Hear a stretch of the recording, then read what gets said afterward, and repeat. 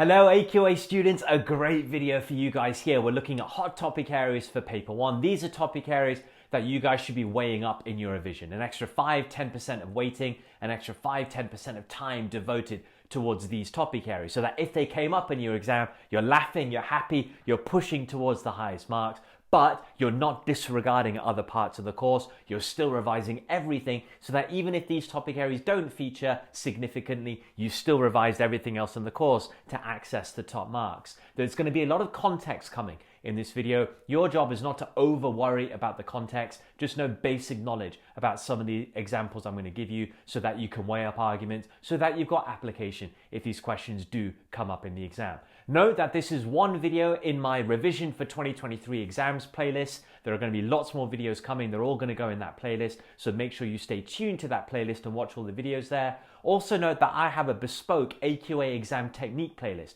where I break down all the questions that will come in your exams. I give you the technique, the essay writing skills to guide you. Make sure you've watched those videos as well as my run-through videos for paper 1 and paper 2, and also make sure you've subscribed to the channel. So many more videos coming. You don't want to miss any of those because you haven't subscribed. So let's get into it. What are the major hot topic areas for paper 1?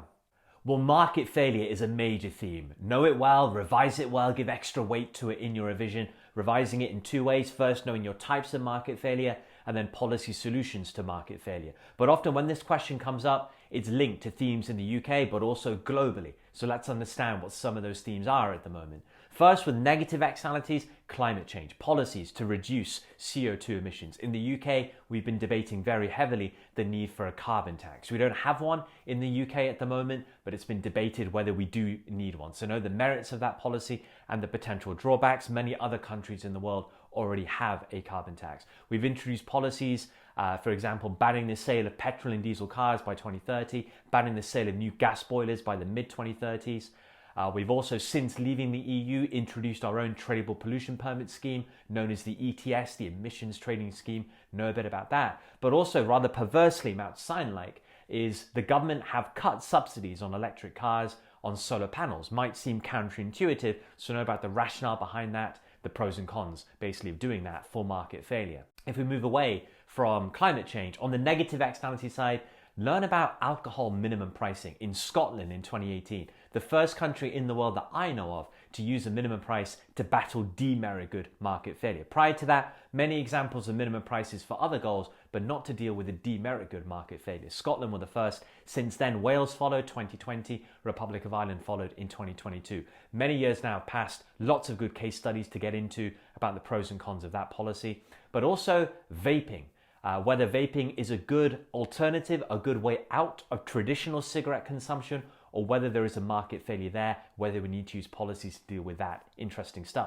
On the positive externality side, know about the markets for higher education and healthcare in the UK, and whether tuition fees or state provision are the most effective ways of allocating resources towards these markets. But also know that AQA, when they ask 25 markers about market failure, it's not always just discussing policies to solve given market failures. You can get more quirky wording. For example, discussing the role of market forces in allocating resources in a given market. Discuss the role of government. Discuss whether government intervention is necessary or not. So just make sure you're revising knowing that the wording of the question can be a bit quirky as well. The second major hot topic area is behavioural economics. Know behavioural economics very well. Make sure you're learning it within the topic area of market failure. That's normally how it comes up. So behavioural ideas to explain why markets might be failing, but also behavioural policies alongside traditional policies, or maybe instead of traditional policies to solve market failure. Know your behavioural economics well, could easily feature this year. Next, know your market structures well. I've got my eye on monopolistic competition and contestable markets this year, but you should learn them all. When you're learning your market structures, get your characteristics learned, then your diagrams that illustrate how the market structure works. You understand how firms are behaving from those diagrams, the prices they're charging, the quantities they're producing, the profits they're making. From there, you can work out your pros and cons. So know them all, but in particular, weigh up monopolistic competition, contestable markets, but also don't forget sub-branches like natural monopoly, price discrimination. Learn that as well. You'll be laughing if this comes up in your exam this year.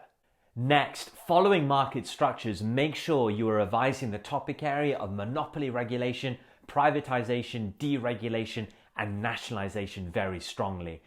This comes after your market structures. These policies help to improve inefficient market structures. AQA would call it competition policy and monopoly regulation, but I break it down into those 4 policies. They could all be individual 25 markets. So you want to make sure you're revising those well. I've got videos on all of those on my channel. Watch those to make sure your notes are very solid. But also note that these are often linked to themes in the UK. Could easily be a Section A case study with a 25 marker link to it. And also note that this question can be tied to market structure, so you've got to revise it well. What are major themes right now in the UK economy that maybe examiners can latch onto? Well, the energy price cap, not just because of what we've seen the last year and a half, but actually since introduction in 2018, in my view, a complete failure of a policy. So know a bit about the energy price cap, but also major themes are linked to nationalisation. The Labour Party want to nationalise a variety of industries like our rail industry, our water industry, but also nationalisation of steel has been widely discussed over the last 3 to 5 years. So know a bit about that, but also I've got my eye on deregulation. Just learn these policies really well, all 4. A very strong chance this could come up in Section A, Paper 1 this year. It's always good to learn your objectives of firms very well, an AQA favourite topic area, but also during COVID times, many companies were shutting down. So a question linked to shutdown, the shutdown condition, maybe the role of government, whether there needs to be greater government intervention to help these firms out or not. So just knowing a bit about that would be good revision for sure. And lastly, the topic areas of labour market and inequality. Revise these very hard. When it comes to labour market, the role of trade unions. Not so much what we've seen recently with greater strikes and fighting for higher pay, but actually over recent times, the trend has been towards falling trade union density, falling membership of trade unions in the UK economy. So discussing the pros and cons of that could be an interesting 25 marker, but also wage differentials. There is one wage differential that AQA haven't asked yet, and that is regional wage differentials in the UK. Why? Incomes, wages in the south are much greater than in the north, so understanding what the reasons are for that differential and potential policy remedies if there need to be policy remedies. Make sure we're revising that as well as other things in the labour market. But with inequality, we're really talking policies to deal with inequality like rises in the minimum wage, a major theme, but also more unique policies like universal basic income. We've seen that in Wales and in Finland, but also the need for a wealth tax post-COVID has been discussed very heavily.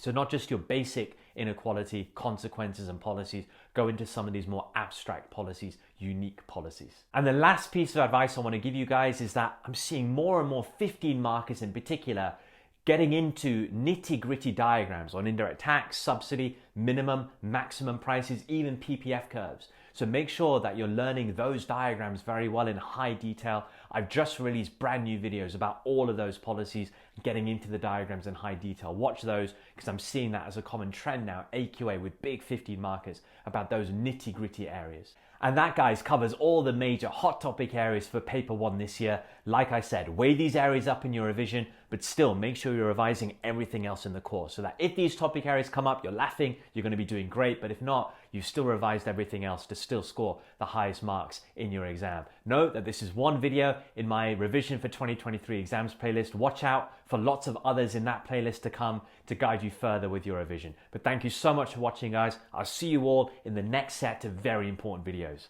Thank you.